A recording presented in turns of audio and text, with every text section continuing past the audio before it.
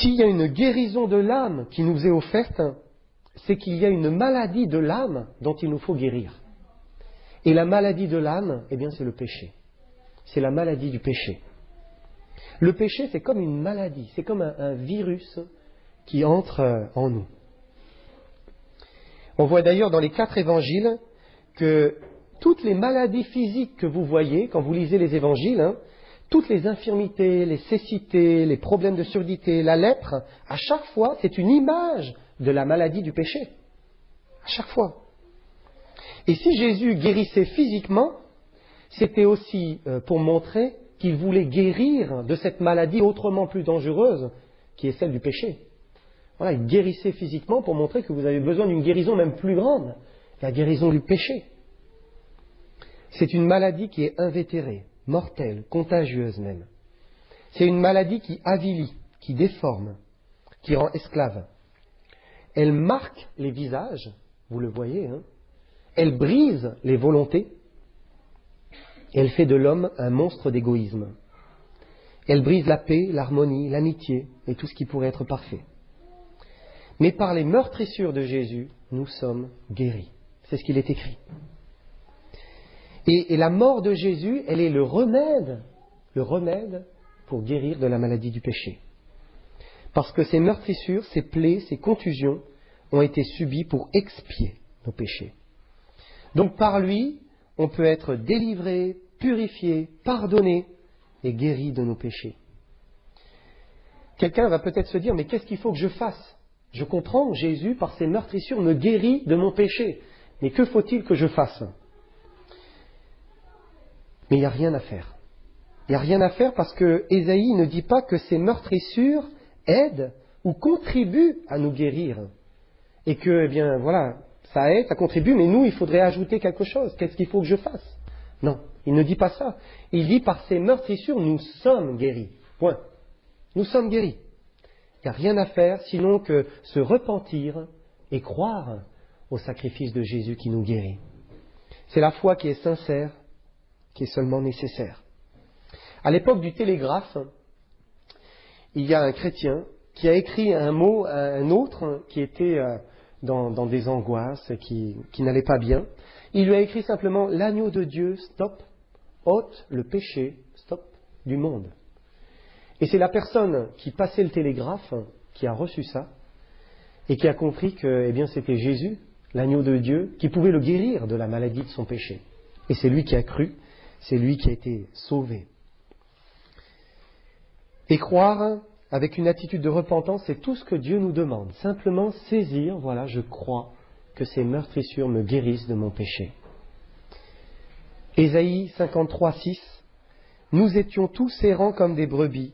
Chacun suivait sa propre voie et l'Éternel a fait retomber sur lui l'iniquité de nous tous. Et voilà notre description. On était tous, ou peut-être qu'on l'est encore, je ne sais pas, comme des brebis errantes. La brebis, elle a toujours besoin d'un berger. Elle peut vivre qu'en troupeau, elle a besoin d'être conduite, menée dans la bonne direction. Sinon, elle erre et elle s'égare. Et c'est ce que Dieu voit encore aujourd'hui dans le monde. Beaucoup de brebis qui sont égarées, chacun suit sa propre voie. Chacun va dans sa propre idée, ses propres pensées, à chaque fois différentes. Chacun pensant être dans la bonne direction, mais tous marchant dans des directions qui sont diamétralement opposées. Voilà. Il y en a qui vont par là, par là, par là. Mais toutes ces brebis errantes ont un point commun, c'est la maladie du péché, c'est l'iniquité. Alors l'Éternel a fait retomber sur lui l'iniquité de nous tous. Verset 7. Il a été maltraité et opprimé, et il n'a point ouvert la bouche. Semblable à un agneau qu'on mène à la boucherie, à une brebis muette, devant ceux qui l'attendent, il n'a point ouvert la bouche. Et là, c'est quelque chose qui est pour nous difficile à comprendre. Même pour nous chrétiens, Jésus s'est laissé entièrement faire. Il s'est laissé malmener, bousculer, brutaliser. Il n'a strictement rien dit. Exactement comme une brebis qui est sans défense. La brebis, c'est un être qui n'a pas de système de défense en lui-même propre. Elle n'a rien pour elle. La plupart des animaux, pas tous, mais la plupart ont un moyen de se défendre. Ils ont des cornes, ils ont des crocs, ils ont des pattes, une queue, des dards, des pics. Mais la brebis, elle a rien pour se défendre. Alors, eh bien, elle se laisse faire. Et Jésus, quoique le Fils de Dieu, il s'est laissé faire comme un agneau. Si on le poussait vers la gauche, il allait vers la gauche. Si on le poussait dans une autre direction, eh bien, il ne répondait pas, il se laissait pousser. Exactement comme la brebis, quand on l'attrape et qu'on veut la tondre. À l'époque, c'était pas comme ça, mais aujourd'hui, vous avez vu comment on tond une brebis, hein. Et hop, et elle est là, elle subit, elle subit. Jésus était comme cela, avec la cohorte, avec les religieux juifs, avec les Romains. Entre leurs mains, il s'est laissé complètement faire. Et on se demande, mais comment c'est possible? Comment c'est possible de ne pas réagir du tout? Parce que combien ça nous est difficile à nous, même nous chrétiens, de suivre l'exemple de notre Sauveur. Souvent, nous n'aimons pas la parole que beaucoup n'aiment pas, cette parole que Jésus a dite.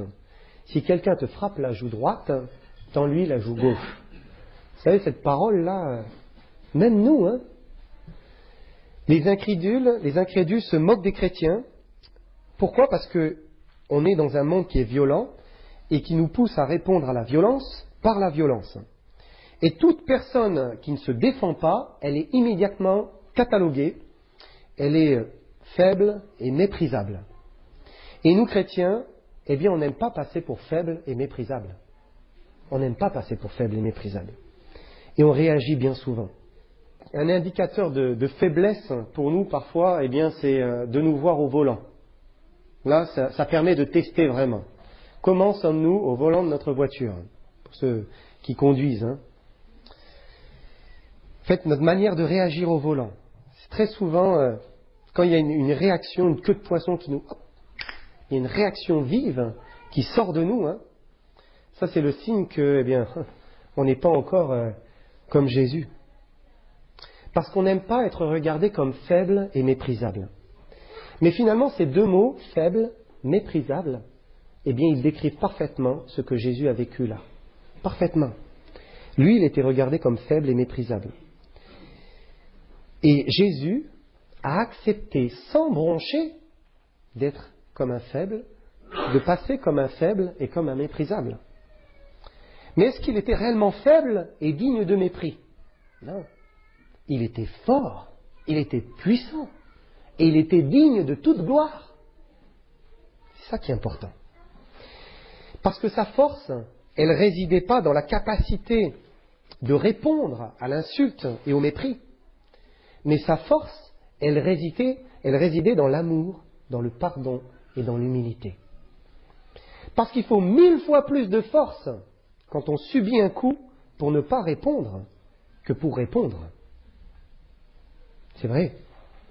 C'est facile de réagir brusquement, parce que c'est une réaction qui est naturelle, c'est charnel, c'est comme quand on vous pique, on fait aïe. Eh bien c'est pareil. Mais c'est divin que de se maîtriser et de choisir d'encaisser un coup sans répondre. Parfois on se dit, moi je me le suis dit dans des lectures, mes premières lectures de la Bible, je me le suis dit, si quelqu'un te frappe sous la joue droite, eh bien présente-lui aussi l'autre. Et on se dit, mais ça c'est bon, Jésus a dit ça aux disciples, c'était dans un contexte, voilà, c'était les disciples des évangiles. Mais c'est pas vrai ça. Il l'a dit aussi pour nous. C'est ce que nous dit l'apôtre Pierre. Prenez 1 Pierre chapitre 2, 1 Pierre 2, et on va lire des versets 18 à 25. Il dit, serviteurs, soyez soumis en toute crainte à vos maîtres, non seulement à ceux qui sont bons et doux, mais aussi à ceux qui sont d'un caractère difficile. Car c'est une grâce de supporter des afflictions par motif de conscience envers Dieu quand on souffre injustement. En effet, si vous supportez la souffrance lorsque vous faites ce qui est bien, c'est une grâce devant Dieu. Et c'est à cela que vous avez été appelés parce que Christ aussi a souffert pour vous, vous laissant un exemple, afin que vous suiviez ses traces. Lui qui n'a point commis de péché, et dans la bouche duquel il ne s'est point trouvé de fraude. Lui qui injuriait ne rendait point d'injure, malgré ne faisait point de menace, mais s'en remettait à celui qui juge justement. Lui qui a porté lui-même nos péchés en son corps sur le bois, afin que, morts au péché, nous vivions pour la justice. Lui par les meurtrissures duquel vous avez été guéris. Car vous étiez comme des brebis errantes, mais maintenant vous êtes retournés vers le berger et le gardien de vos âmes.